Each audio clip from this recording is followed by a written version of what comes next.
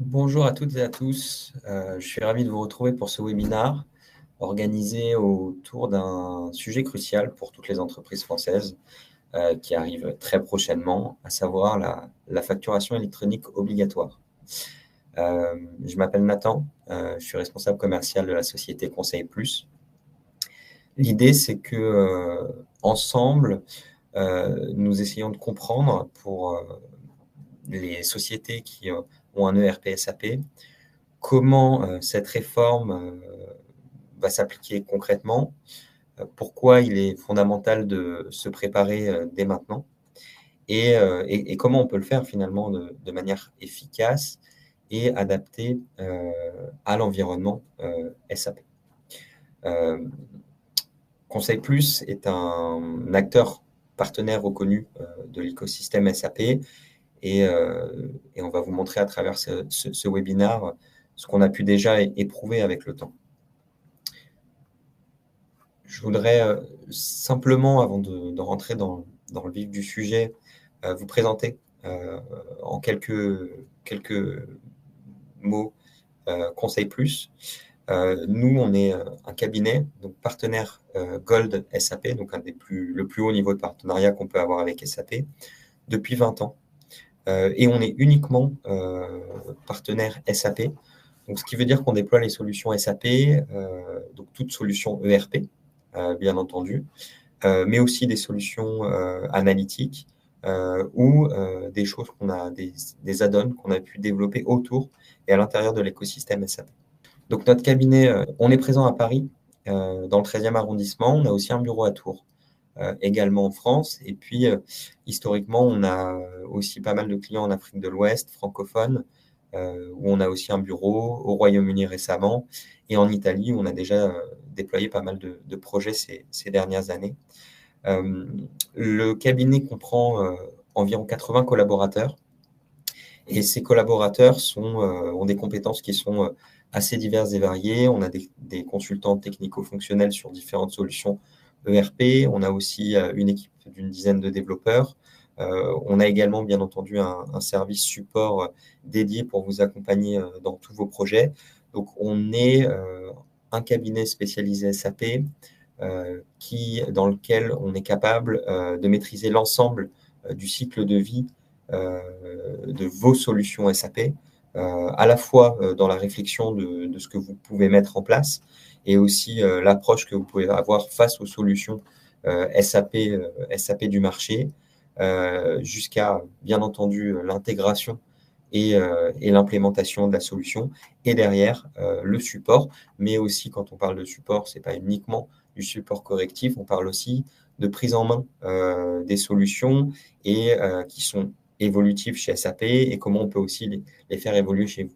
Ce qui fait qu'on est toujours à l'écoute de ce qui se passe sur le marché et bien entendu au niveau de la réglementation. Et c'est pour ça qu'aujourd'hui, on est un acteur qui avons déjà anticipé en tout cas, cette règlement de facturation électronique et on emmène déjà nos clients sur ce terrain-là depuis plusieurs mois. L'idée, nos clients, on en a à peu près une cinquantaine aujourd'hui qu'on accompagne quotidiennement sur des solutions ERP très différentes les unes des autres. Au niveau de la facturation électronique en elle-même, le sujet de la facturation électronique, c'est un sujet qu'on connaît bien. On ne part pas d'une feuille blanche. Pour le coup, je vous ai dit précédemment qu'on avait travaillé on a un bureau en Italie, donc on a des clients italiens qui sont déjà sur SAP. Et en Italie, la facturation électronique existe déjà depuis plusieurs années. Nous, on a forcément des clients qui nous ont sollicités pour travailler autour de ça. Et depuis 2022, on a co-construit une solution packagée avec un partenaire type PDP italien qui nous a permis finalement d'accompagner les entreprises italiennes sur leur mise en conformité d'un point de vue local. Alors, il y a beaucoup de différences avec la France. Néanmoins, il y a des fortes similitudes dans l'envoi des factures à travers un PDP à l'administration fiscale italienne et également le bon suivi des factures, et du traitement des factures et du statut des factures à travers un cockpit qui permet de conserver et de voir l'état et la traçabilité.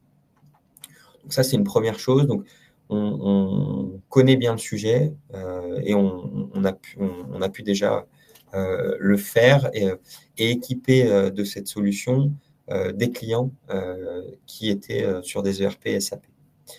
En France, on a aussi, alors la réglementation, elle, on va en parler juste après, arrive en France majoritairement pour la partie B2B, B2C sur les prochaines années, mais dans le cadre de protocoles B2G, donc les flux de facturation vers les administrations, c'est déjà effectif depuis quelques années. Nous, on a pu accompagner le groupe Qualiconsult pour se conformer à la facturation à travers l'outil qui sert notamment à la facturation électronique de SAP qui s'appelle SAP DRC que vous connaissez peut-être pour ceux qui se sont un petit peu renseignés, et puis on y reviendra un peu au long de ce webinaire. Par rapport à la France, on a aussi deux expériences. La première étant la connexion entre SAP et un pur player finalement de la dématérialisation de factures, qui est Use, avec lequel on a déjà travaillé dans le cadre de partenariats depuis déjà l'année dernière et encore cette année, pour permettre l'intégration de factures automatisées, l'intégration automatisée de factures plutôt, notamment des factures d'achat et des factures de vente. Alors, ce qui Use est officiellement certifié partenaire de dématérialisation de factures et on va être amené à travailler aussi avec eux sur différents sujets, notamment puisqu'ils seront PDP. Donc, on a cette connaissance de l'intégration avec des pure players de la dématérialisation de factures qui se sont enregistrés en tant que PDP et qui vont pouvoir accompagner aussi les sociétés à la conformité, notamment sur cette réforme à venir. Et plus récemment, on a construit un package avec un partenaire qui s'appelle Arteva, un PDP agréé français qui est spécialiste de l'EDI et avec lequel on a, après une étude et plusieurs rencontres avec différents partenaires, on a décidé de co-construire le même format de package qu'on avait construit avec l'Italie auparavant. Donc, c'est une solution aussi que je vais être amené à vous, en tout cas, à vous montrer, à vous expliquer dans les grandes lignes au long de ce webinaire et sur lequel nous, on a aujourd'hui cette solution à proposer pour les clients qui sont sur des environnements SAP. Tout ça pour dire qu'on a déjà travaillé du coup sur des projets qui sont concrets, dans des contextes qui sont vraiment très variés et on a pu emmagasiner cette expérience pour vous amener demain sur ce sujet-là et vous accompagner de la bonne manière. Au niveau, donc si on prend un pas de recul après cette introduction, au niveau du contexte de la réforme et de son calendrier, ce qui est bien, c'est de bien comprendre où on en est. Si on parle de la réforme en elle-même, déjà la réforme en elle-même, au-delà du calendrier et des échéances de la réforme, tout le monde s'accorde à dire, on sait que ça a été fait de façon à lutter contre la fraude à la TVA. Donc, on ne va pas avoir le choix, on doit y passer, mais on va essayer de le prendre sous un prisme un peu plus positif et on va se dire que ça va nous aider surtout peut-être à moderniser les échanges qu'on peut avoir entre entreprises et avoir une meilleure traçabilité aussi de l'état de nos factures en général. Première échéance, septembre 2026. Septembre 2026, obligation d'émettre des factures électroniques pour les grandes entreprises et les ETI. Ça, c'est une première chose. Mais toutes les entreprises vont avoir l'obligation de recevoir les factures électroniques. Donc finalement, ça veut dire quoi? Ça veut dire que tout le monde est déjà, dès septembre 2026, officiellement concerné par cette réforme. Ce qui, par rapport à septembre 2027, l'obligation d'émettre finalement des factures va être généralisée pour toutes les entreprises et tous les professionnels contribuables français. Donc l'idée, ce n'est pas d'attendre, même si vous êtes dans cette deuxième catégorie d'obligations généralisées septembre 2027. L'idée, c'est déjà de se conformer à la réforme, probablement pour les deux, dès septembre 2026, de façon à pouvoir anticiper, gagner du temps et préparer son système. En reprenant le schéma finalement du contexte de la réforme, ce que vous allez devoir faire, c'est créer une passerelle entre votre entreprise et l'administration fiscale, de façon à ce que l'administration fiscale puisse recevoir les factures sous format électronique et puisse les comptabiliser et les enregistrer. Ce qui fait que vous allez devoir créer cette passerelle. Et dans cette passerelle, qu'est-ce qu'on va avoir? On va avoir les plateformes de dématérialisation partenaires, donc les PDP. Et ces PDP-là sont agréés, se sont conformés à plusieurs certifications, ont travaillé avec l'État et ont reçu la certification de pouvoir envoyer des factures sous un format demandé par l'administration fiscale directement à cette plateforme d'administration fiscale. Tout le monde n'est pas PDP, c'est des certifications qui sont assez lourdes. Donc vous, ce que vous allez devoir faire en tant qu'entreprise, c'est trouver un PDP. Et vous allez devoir connecter finalement ce PDP à votre entreprise et généralement votre ERP. Donc là, aujourd'hui, on parle d'ERP SAP, donc avec votre ERP SAP. Donc vous allez devoir connecter votre ERP SAP avec un PDP, ce PDP pouvant envoyer à la fois communiquer avec le PDP partenaire de votre fournisseur ou de votre client et également avec l'administration fiscale. Donc c'est cette brique que vous voyez en rouge sur laquelle vous allez devoir vous conformer et que vous allez devoir installer, mettre en place pour que ce soit effectif à partir de septembre 2026.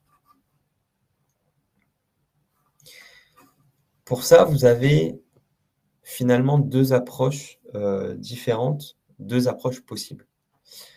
La première, c'est une approche qu'on va appeler dissociée. Qu'est-ce que j'appelle approche dissociée? C'est que vous allez devoir vous-même faire les démarches. Donc, vous allez décider d'aller contacter différents PDP. C'est la première chose à faire qui semble assez évidente puisque c'est un passage et un partenaire obligé. Donc, vous allez faire votre étude, vous allez être en contact avec différents PDP, vous allez voir les budgets, vous allez voir le temps de déploiement, vous allez voir les contraintes que vous allez devoir avoir d'un point de vue technique. Parfait. Tout ça, vous allez passer du temps à le faire en interne. Une fois que vous aurez choisi un PDP, vous allez devoir aussi le connecter à votre ERP, ce que je vous disais précédemment. Donc, vous allez travailler avec votre intégrateur et vous allez réfléchir à comment connecter. Vous allez trouver un PDP, mais vous avez aussi une intégration à faire avec l'ERP. Donc, vous allez réfléchir à comment connecter à cet ERP-là. Donc, vous allez aussi passer du temps à essayer de comprendre avec votre intégrateur comment vous allez pouvoir connecter votre PDP, écrire les spécifications et pouvoir avancer. Et puis, derrière, vous allez aussi devoir vous assurer que vous avez bien un cockpit, finalement, cette page visuelle sur laquelle vous allez pouvoir voir en temps quasi réel où en est le traitement de votre facture. De par avec l'administration fiscale, comment le PDP a envoyé votre facture au PDP de votre fournisseur ou votre client ou comment vous l'avez réceptionné, enfin, tous les états, tous les statuts de facture, de façon à pouvoir avoir un suivi. Ça, c'est les trois. Donc, si vous êtes dans une approche qui est dissociée, vous allez devoir faire les trois séparément. Si vous êtes dans une approche qui est plutôt packagée, celle qu'on conseille forcément un peu plus, vous me voyez venir, c'est de se dire, est-ce que je peux trouver une solution dans laquelle je vais avoir mon PDP, ma connexion à l'ERP et mon cockpit dans lequel je vais avoir le traitement de mes factures, enfin le statut de mes factures et puis le visu sur le transactionnel.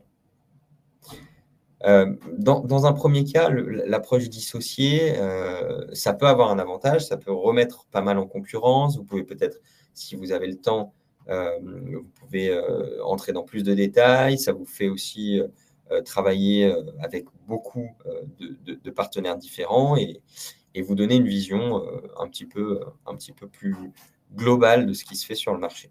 Bon. L'inconvénient, c'est que déjà, vous allez y passer pas mal de temps, que vous avez normalement des professionnels qui ont déjà pu faire un travail de packaging, et surtout, après, vous allez devoir travailler encore multiplier les prestataires euh, avec tout ce que ça peut comporter comme lot d'inconvénients et de risques de rupture. L'idée d'une solution packagée est d'autant plus packagée, donc vous avez la certitude que ce soit packagé avec votre ERP SAP, c'est que vous allez avoir une continuité assurée dans vos process et vous allez pouvoir avoir quelque chose d'assez clé en main dans lequel vous savez que le bout en bout fonctionne. Et ça, c'est important parce que vous perdrez moins de temps si vous avez la certitude dès le départ que vous avez un bout en bout qui fonctionne. Donc voilà, il n'y a pas de bonne ou de mauvaise approche. C'est surtout le temps, l'énergie que vous avez à y passer et si vous voulez travailler avec plusieurs ou un seul partenaire sur ce sujet.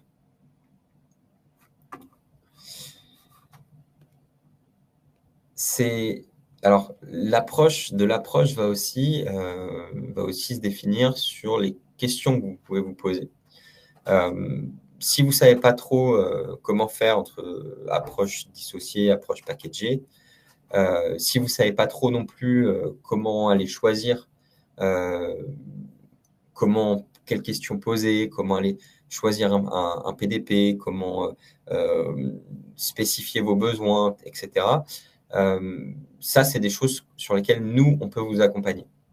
On peut vous accompagner aussi pour essayer de comprendre écrire votre approche, comprendre vos besoins et ensuite, en fonction de vos besoins, orienter vers la meilleure solution que vous pouvez avoir sur le marché, celle qui vous sera le plus adaptée à vos besoins. En finalité, ça va dépendre de plusieurs choses. On a des grilles qui sont mises en place de questions auxquelles il faut répondre et qui vont vous orienter vers une solution ou vers une autre. L'idée, c'est toujours la même. À partir de mon ERP SAP, quels vont être mes objectifs? Est-ce que je souhaite juste répondre à l'obligation, facturation électronique? Est-ce que je veux profiter de cette obligation-là pour aller un peu plus en profondeur dans mes flux de facturation et les améliorer? Donc finalement, on est sur la question du besoin fonctionnel, la question du besoin métier. Est-ce que vous êtes aussi dans cette démarche évolutive? C'est-à-dire que est-ce que en vous conformant simplement à la réforme, vous avez besoin uniquement des fonctionnalités de la réforme et rien de plus, et que vous avez besoin d'une évolution sur ces fonctionnalités et rien d'autre? Est-ce que vous êtes plutôt sur une démarche évolutive sur vos flux de facturation sur le long terme? Est-ce que vous préférez des solutions standards SAP parce que votre société fonctionne comme ça, votre groupe fonctionne comme ça, vous avez des règles SI qui sont assez, qui sont en tout cas dans ce cadre-là, ou est-ce que vous êtes d'accord pour aller chercher des briques ou alors avoir une solution packagée qui sort un petit peu du giron standard SAP tout en restant connecté à son écosystème? Voilà, c'est des questions qui se posent et bien entendu, plus on creuse, plus on va rentrer aussi dans le budget. Donc, le budget va beaucoup dépendre du volume de factures que vous traitez. Plus le volume va être élevé de factures, plus vous allez aller vers une solution, plus ça va être limité, plus une autre sera plus adaptée. Quels sont vos coûts de budget et d'implémentation? Qu'est-ce que vous visez à moyen terme comme coût? Tout ça, c'est des choses importantes. Et si on revient peut-être un petit peu sur le contexte SAP et votre niveau de maturité, il est aussi au niveau de maturité de maîtrise que vous avez de l'environnement SAP, au niveau de maturité de maîtrise que vous avez des solutions informatiques en général, et comment vous voulez est-ce que si vous voulez trouver la solution la plus facilement adoptée et adoptable par vos utilisateurs. Donc, c'est les questions à se poser. Nous, chez Conseil Plus, on a, je pense que vous l'aurez un petit peu compris, on a cette approche du packaging. Parce qu'on a l'expérience de nos clients, si on l'a répliqué entre l'Italie et la France, c'est parce qu'on a vu que ça permettait déjà de vous faire gagner un temps fou et que ça vous permettait de sécuriser tout de suite votre flux entre votre ERP et l'administration fiscale et vos clients et vos fournisseurs. Donc aujourd'hui, on pousse deux solutions qui sont finalement packagées.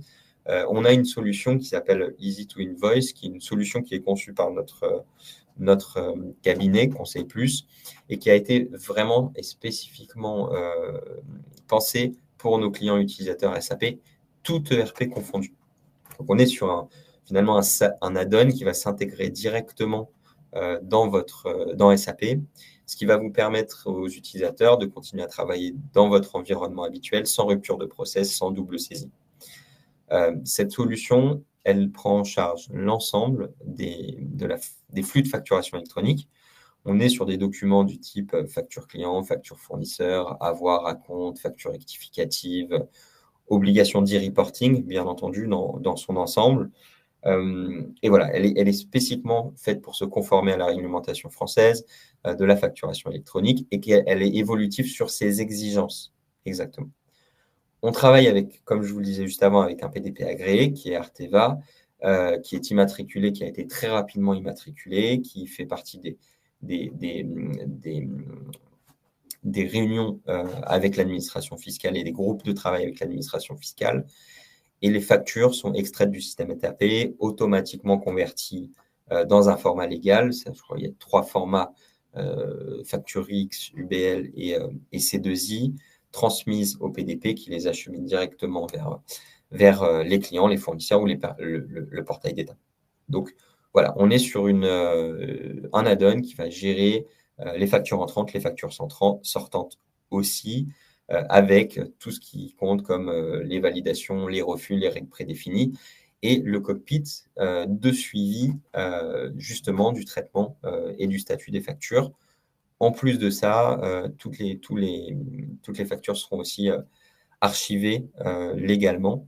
Voilà. Ça, on est sur un add-on qui vous offre une expérience complète, mais qui vous offre une expérience uniquement autour de la facturation électronique. L'avantage de cette add-on, c'est elle repose aussi sur SAP Business Technology Platform.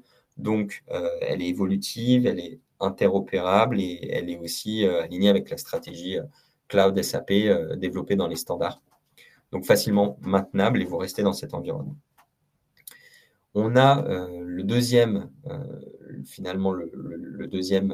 package, c'est SAP qui le propose à travers SAP DRC. Qui est une solution du coup native et proposée par SAP. Donc là, vous êtes dans du full standard, entièrement intégré à S/4HANA, connectable avec les autres ERP aussi. Et là, elle va forcément SAP. Donc SAP est aussi PDP. Et là, elle va permettre aux entreprises donc de se conformer aux exigences, on va dire, réglementaires en matière de facturation électronique, de déclaration fiscale. Vous avez aussi ce module qui n'est pas là que pour ça, qui va aller plus loin dans la gestion des e-documents dans son ensemble et dans l'automatisation de ces e-documents, soit de la création, la validation, l'envoi, le suivi, puisque vous avez également un cockpit qui vous permet de suivre. Voilà, donc on est sur une solution, du coup, SAP est en PDP, donc on est solution connectée, intégrée nativement à l'ERP S/4HANA et connectée avec d'autres ERP comme ByDesign et avec un cockpit de suivi de statut des factures. Maintenant, c'est aussi une solution qui est plus profonde, notamment qui automatise, on va dire, d'autres types de rapports réglementaires Ça peut être la TV, les rapports TVA, FEC, DAS2, et SAP met en conformité et met à jour ce type d'automatisation. Et avance peut-être de manière plus rapide sur les multi-entités, les multi-pays. Donc finalement, on est sur un outil, une solution qui a des modules financiers qui vont être plus profonds qu'uniquement la facturation électronique. Et c'est là où je vous disais précédemment, ça va dépendre, tout va dépendre de l'approche que vous pouvez avoir entre les deux et des besoins finalement fonctionnels métiers. Fonctionnels métiers. Que ce soit sur l'une ou l'autre solution, nous, il y a des grandes étapes de mise en place qui se font. Généralement, il y en a 5 quand on fait un projet de facturation électronique. Le premier étant la mise en conformité, enfin l'audit du système. L'idée, c'est de cartographier pas mal d'éléments, vos flux, vos sources de données, des choses qui manquent ou non. Donc, on essaie de voir si vous avez toutes les balises sémantiques obligatoires, si vous avez les champs qui sont alimentés, qui sont conformes en fait avec les besoins, les besoins des GFIP. Vous allez avoir, on va voir si vous avez ce qu'il faut pour avoir le statut de suivi des cycles de vie des factures, les fichiers XML s'ils permettent d'avoir toutes les données à communiquer ou de recevoir, faut recevoir les bonnes données. Donc voilà, il y a cet audit de système qui se fait. Ensuite, on met en conformité votre RP s'il le faut, donc avec des petites corrections ou des enrichissements. Et on connecte votre RP à la solution choisie. On met en route et on avance. L'idée aussi, c'est de se dire, on va profiter de ça pour faire un contrôle des bases fournisseurs et clients par rapport à ceux qui ont déjà un PDP. Donc nous, quand on connecte le RP à la solution choisie, on fait cette mise en place et vous pouvez déjà savoir lequel de vos clients, lequel de vos fournisseurs est conforme à la réforme. Donc ça, c'est une chose qui est bien pour vous et vous pouvez comme ça avoir ces indications. Finalement, vous allez très vite avoir une courbe qui va s'inverser au fur et à mesure des mois. Plus vous pouvez mettre très tôt, en fait, même dès la fin d'année, on va le faire pour certaines entreprises. Déjà, vous pouvez commencer à mettre en place la connexion avec votre ERP, la solution choisie. Vous pouvez commencer à mettre en place le flux, ce que vous n'aurez pas forcément parce qu'à partir du mois de février seulement de l'année 2026, ce qui est prévu, hein, c'est que l'État ouvre sa plateforme, donc va pouvoir déjà traiter les flux. Mais d'ici là, vous pouvez avoir déjà le premier flux mis en route. Et puis, si vous êtes prêt à partir de février 2026, c'est très bien. Vous aurez une période de coexistence entre les factures PDF et les flux PDP. Ça, c'est quelque chose qu'on sait bien gérer avec certains de nos clients et on pourra vous expliquer comment fluidifier finalement cette double typologie de facture. Voilà, et vous allez avancer en parallèle avec l'idée et l'objectif d'avoir plus que des factures via votre PDP. Au niveau, je parlais un petit peu de la meilleure période pour démarrer. L'idée, c'est pour nous, je pense, de vous dire, choisissez une solution d'ici la fin de l'année. De façon à pouvoir déjà avoir 6 mois au moins pour mettre le projet en route. Et surtout, tout le monde va s'activer et tout le monde va vouloir mettre des projets en route à partir du mois de janvier 2026, ce qui fait qu'il va y avoir une très forte surcharge de travail de la part de tous les intégrateurs, de la part de tous les PDP, donc anticiper au maximum. On conseille, nous, de choisir votre solution finalement et ce que le PDP et la solution dès septembre-octobre de cette année, de façon à pouvoir, dès la fin du mois de décembre, avoir fait une audit du système et avoir déjà commencé à travailler les flux. Ça, c'est quelque chose. Le reste du temps, c'est des projets qui vont mettre, si tout se passe bien, 1 mois, grand maximum 2 mois si vous êtes sur des flux qui sont complexes et selon ce que vous voulez revoir. on est sur des projets assez courts. Le truc, c'est qu'à partir de 2026, tout le monde va être sur ces projets-là. Et donc, il peut y avoir un manque de temps, de la part de l'écosystème. Enfin, voilà, on arrive à la fin de ce webinaire. On fait spécifiquement des webinaires qui sont très courts chez Conseil Plus, 30 minutes. L'idée, c'est de vous donner un aperçu de ce qu'on est capable de faire, de notre démarche, des solutions qu'on propose. Maintenant, si vous avez envie de plus d'informations, je vous invite à cliquer sur le bouton « Je vais être recontacté » juste en dessous du webinaire et on prendra 20-30 minutes ensemble de façon à pouvoir contextualiser votre projet, comprendre où vous en êtes et puis vous accompagner et vous donner déjà des clés pour pouvoir choisir la solution vers laquelle vous voudriez vous orienter et les démarches que vous auriez à faire de façon à vous rendre conforme avec la facturation électronique. Je vous remercie encore une fois d'avoir assisté à ce webinaire et puis je vous souhaite une excellente journée et un bon week-end en avance.